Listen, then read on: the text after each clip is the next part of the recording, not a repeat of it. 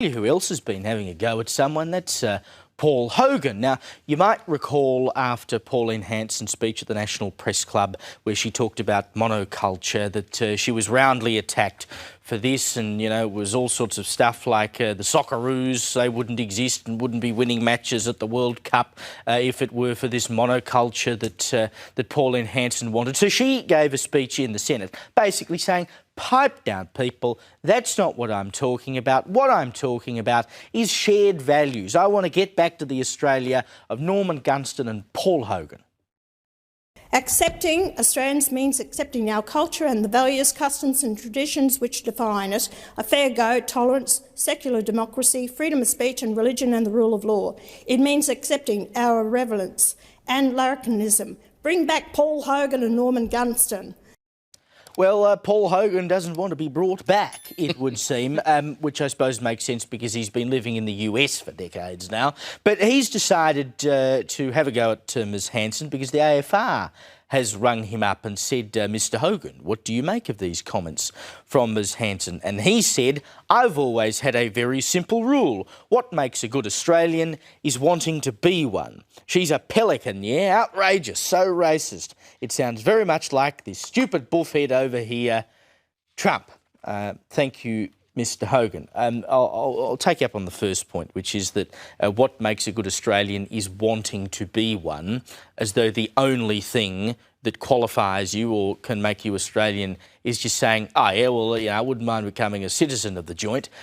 We do expect a little more of you to actually be an Australian. There are people who may well want to be Australian because it affords them access to all sorts of rights and welfare and various other opportunities that they wouldn't get wherever they come from elsewhere in the world. But it doesn't mean that they particularly subscribe to the values of Australia or that they believe in the value of the country more broadly. They just want to have access to what we have over here. I'd say those people are not Australian and they should never be considered Australian. Simply putting your hand up and saying, I'd like to be Australian, doesn't make you an Australian. I mean, if you get to that point, it literally means anyone could be an Australian. I don't think you can really have the basis of a country where anyone can be Australian. And I suppose the second point is Pauline Hanson, I think, to a degree, invited this. She made comments about Paul Hogan. Paul Hogan has the right to hit back, but I don't think Pauline Hanson's going to be sweating too much about it. She'll, as I said earlier tonight on Sharry, you know, she'll turn this around and use it for a bit of social media content and say, you know, the cultural elites don't like me, which is why they're after you as well, yada, yada, yada.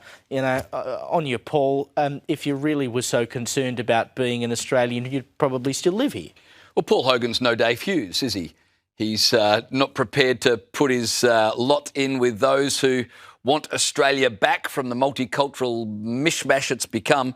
As Caleb said, it was entirely predictable that a journalist hearing Pauline Hanson's comments would find Paul Hogan's number and ring him and say, what do you think?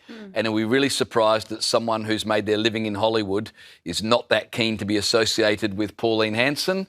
The surprise would be, the news headline would be, if Paul Hogan agreed with Pauline Hanson.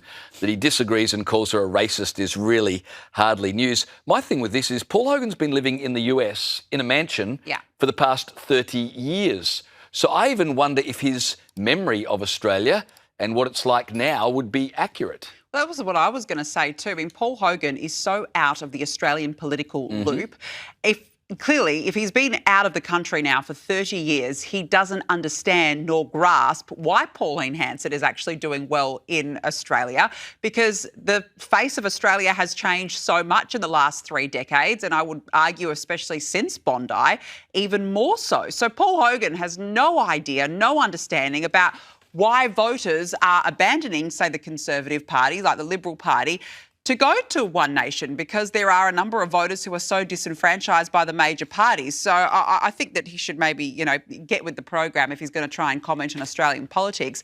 But if I was Paul Hogan, I would actually take it as a compliment that he was mentioned in an Australian parliament by Pauline Hanson, because that to me suggests that the character of Mick Dundee still resonates all these days later. And Mick Dundee was that dinky-die Aussie bloke, the guy that you can relate to, just that fair dinkum type of character. Korea. Take it as a compliment, Paul Hogan. But here's the irony, right?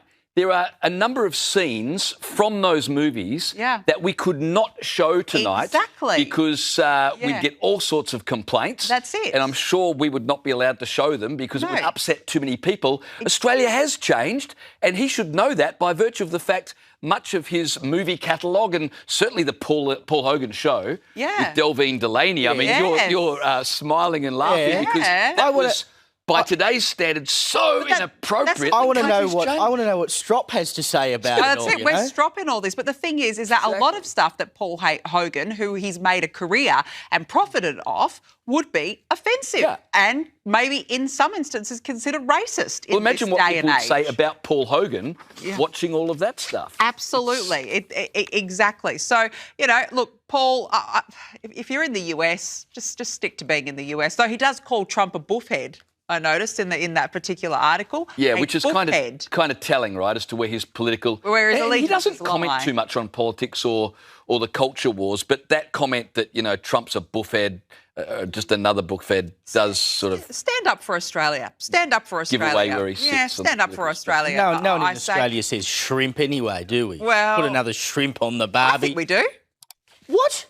Sorry, do you say shrimp? I think it's like a funny term, shrimp on the barbie. Yeah, only because of the line from the advertisement. But don't you think it's like a funny word? Yeah. But sometimes I'll trot it out. What's the big deal? But ironically or not? Would you go down to the supermarket or the fish markets? No, but like if I'm having a barbie at home, I might trot it out. Can I buy 5 shrimp, please? No, I wouldn't say that. I was talking at home, Caleb. Like, put a shrimp on the barbie. Yeah, ironically, because of shrimp on the barbie. Yeah, but what's the big deal? I don't think it's a big deal. No, I'm just saying the word shrimp is not an Australian term, is it? Well, it doesn't matter, does it? It's just funny. I tell you what, this conversation went way off. I don't know where the heck did this come from. What's this got to do with anything? I don't know where this came Paul from. Hogan put another shrimp on the barbie. Okay, it's offended Caleb, the term shrimp has Caleb's offended tonight. Just like Paul Hogan's offended. Caleb is offended by the term shrimp. I know it was to sell to America. An incredible turn of events this evening, ladies and gentlemen. Just an incredible turn of events.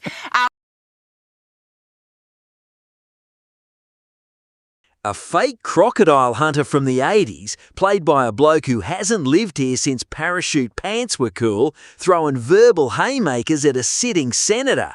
Sounds like satire, right? Wrong. This is real Australian politics in 2026, and it is about to get spicy. It all kicked off when Pauline Hanson stood at the National Press Club and pitched a nostalgic vision of Australia, name-dropping Norman Gunston and Paul Hogan as symbols of the real national character. She used the word monoculture, and mate, that word landed like a lead balloon. Critics immediately pointed to the Socceroos, to multicultural communities, to modern Australia itself, and said, hang on, where do we fit into your postcard? But here is where it gets deliciously ironic. The Australian Financial Review rang up the actual Paul Hogan for comment, and he did not hold back. He called Hanson outrageous, compared her rhetoric to Donald Trump, and dropped this cracker of a line. What makes a good Australian is wanting to be one. Simple. Almost too simple. Which brings us neatly to the next twist. Because here is the catch. Hogan has been living in the United States for roughly 3 decades. So naturally, commentators fired back, asking how relevant his opinion really is on modern Australian politics when he has watched it all unfold from a beach house on the other side of the Pacific. It is a bit like a bloke who left the barbecue an hour ago, still telling you how to flip the snags. And speaking of barbecues, let us talk about the elephant in the room, or should I say, the shrimp on the barbie. That phrase, the one everyone associates with quintessential Australian culture, was basically invented for an American tourism advertisement. We do not even call them shrimp, we call them prawns. So the very icon being used to define authentic Australian identity is, ironically, an export-friendly fiction dressed up as tradition. Which is really the whole story here, is it not? Hanson is selling nostalgia, Hogan is selling outrage from overseas, and somewhere in the middle, everyday Australians are left wondering whose version of the nation actually reflects reality. Is identity about shared civic values, or is it about who gets to hold the microphone and tell the story first? There is no neat answer, and maybe that is the point.